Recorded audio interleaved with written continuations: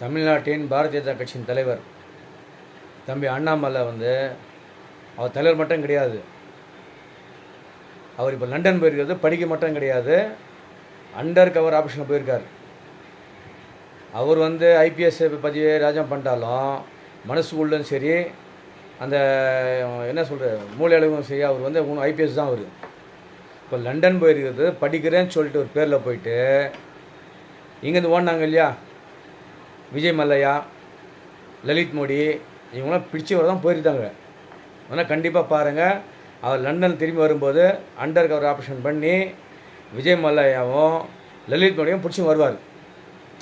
இங்கே தப்பிச்சு ஓட்டி போட்டாருங்க.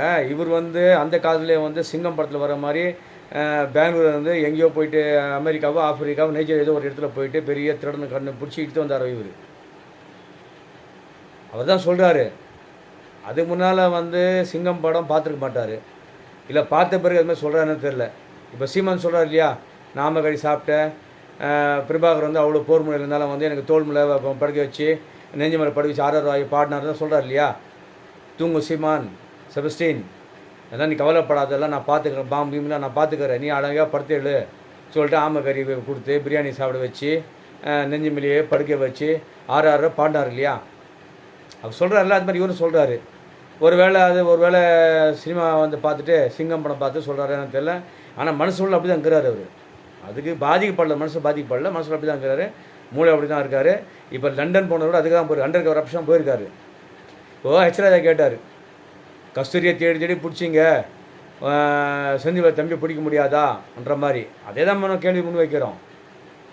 ஐயா மோடி அவர்கள் அங்கே அந்த ஊருக்கே போகிறாரு, நாட்டுக்கு நேரடியாக போகிறாரு, சிவப்பு கமலம் விரிக்கிறாங்க, அவர் காலில் விழுந்து வணங்குறாங்க எல்லா தலைவர்களும், உலக தலைவர் சொல்கிறாங்க. அவரும் பண்ணலாம், அவர் பண்ணலாம் அந்த வேலைலாம். போயிட்டு டேய் இங்கே வந்திருக்கான் பாரு, எங்கள் வீட்டில் எங்கள் ஊரை திருட்டு வந்துக்கிறான், இவனை பிடிச்சிக்கிறான்னா அவர் அரே பண்ணார், அங்கே பிடிச்சி கொடுத்துட்டு போகிறாங்க. அவர் செய்ய மாட்டார். ஏன் செய்ய மாட்டோம் அது வேறு. ஏன்னா அவர் பிரதமராக தான் போகிறாரு, நாட்டுக்காக அவர் போகல. அவர் பிரதமராக ஒரு சுற்றுப்பயணம் போகிறாரு. அவர் நாட்டுக்காக பயன்பெறும் போயிருந்தானா அவர் ஒரே 10 நிமிஷம் கண்டுபிடிச்சி கூட்டு வந்துடுவார், கையோட கையை அரெஸ்ட் பண்ணி எடுத்து வருவார். அதுக்கு போல அவர். ஆனால் தம்பி அண்ணாமலை போயிருக்குதே தெரியுமா, இதுக்காக தான் அண்டர் கவர் ஆப்ரேஷன் பண்ணி இந்தியாவுக்கு எத்தனை பேர் நஷ்டப்படுத்தினாங்க. என்னென்னவோ இப்போ சொன்னால் மோடி பேர் சொன்னாங்கன்னு சொல்லுவாங்க. அப்போ அப்படி தான் சொல்ல முடியும், அவங்க பேரில் மோடி தான் இருக்குது. நீரவ் மோடி, லலித் மோடி, என்னென்னவோ மோடிலாம் இருக்குது. இப்போ அந்த மோடி எப்படி நம்ம சொல்ல முடியும், அப்படி தான் சொல்ல முடியும், மோடி தான் சொல்லணும் பொதுவாக. அப்போ அவங்களாம் கண்டுபிடிச்சிட்டு கையோடு அடித்து இழுத்து வருவார். இழுத்து ஐயா மோடி பேரை காப்பாற்றுவார். அதுதான் போயிருக்குது. விரைவில் பாருங்கள், அண்ணாமலை எல்லோரும் புஷ் வருவார். ஹெச்ராஜ் அவர்களை நீங்களும் ஒரு வேலை பண்ணுங்கள், அவங்க ஐயா மோடிகிட்ட போயிட்டு இப்போ தான் நீங்கள் என்ன குழு தலைவராகிறீங்களே, உங்களுக்கு பவர், அதே தனி பவர் உங்களுக்கு, அவனை அது இவனை அதுன்னு சொல்லுவீங்க. அந்த மாதிரி நேராக போயிட்டு மோடி ரைட்டாக போங்க. நீங்கள் இப்போ நீ கேட்குறீங்கள, போங்க போய் கேட்டு என்ன பண்ணுங்கள், மோடிக்கிட்ட நீங்கள் போங்க, போயிட்டு கையோடு பிடிச்சி வாங்க சொல்லுங்கள். இல்லை நீங்களும் ஒரு அண்டர் கவர் ஆப்ரேஷன் ரெடி பண்ணி அண்ணாமலைக்கு முந்தி நீங்கள் போயிட்டு அந்த வேலை செஞ்சு நீங்கள் இழுத்து வாங்க பாருங்கள்.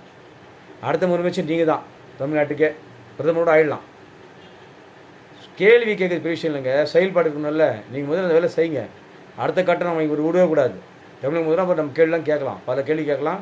உங்களோட சேர்ந்து நாங்களும் கேள்வி கேட்குறோம்.